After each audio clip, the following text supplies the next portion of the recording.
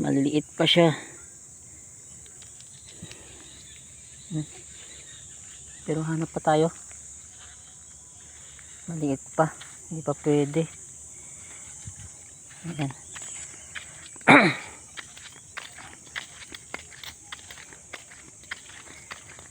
Ito, yan. Tulad ng mga ganito, oh. Pansin nyo, guys. Ito yung tinatawag sa Ilocano, paryabalang. Kuha ka, baby ko.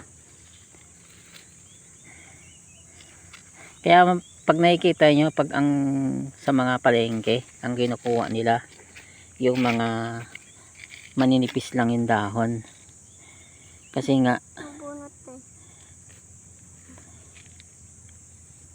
ito yung mga yun.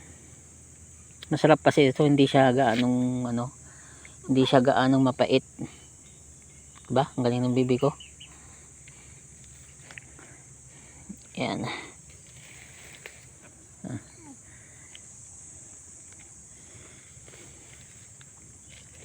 Yan. Healthy naman to.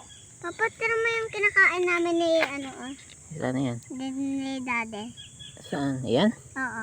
Hindi naman kinakain yun. Uy, wag mong kainin, hindi pa siya hinog. Kinakain namin. Alam nyo guys, ito. Pag malaki to, may tawag dito eh. Kamakamatis. Kamatis? Kamakamatis ba ang tawag dito? Masarap to pag hinog siya. Pag malaki. Pag malaki.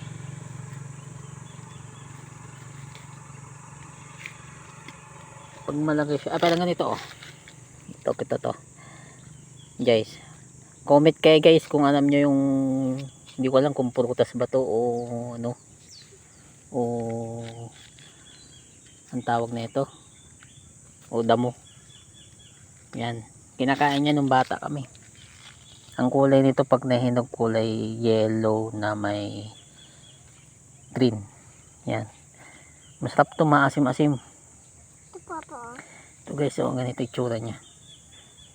Ang laman niya sa loob is parang ano, parang ganito siya. Masarap to guys pag ano, pag hinog. Tara, balik na tayo sa ampalaya. Maliit. Yan si bibi ko.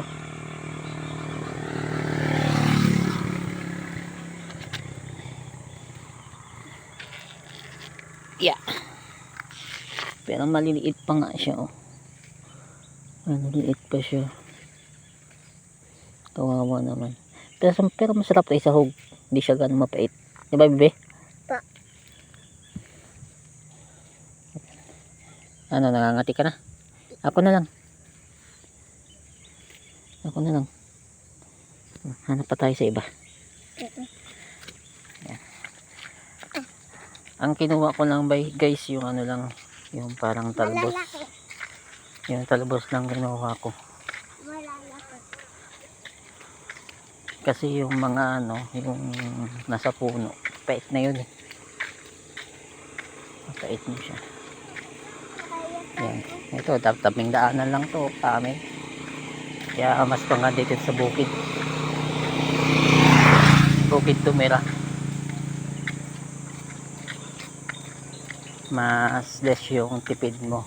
Kasi nga, minsan, nakikita mo yung mga ulam, nakikita mo lang sa may tabi ng daanan. Tapos pwede ka magtanim, talong, sitaw, tabing daanan din. Yan.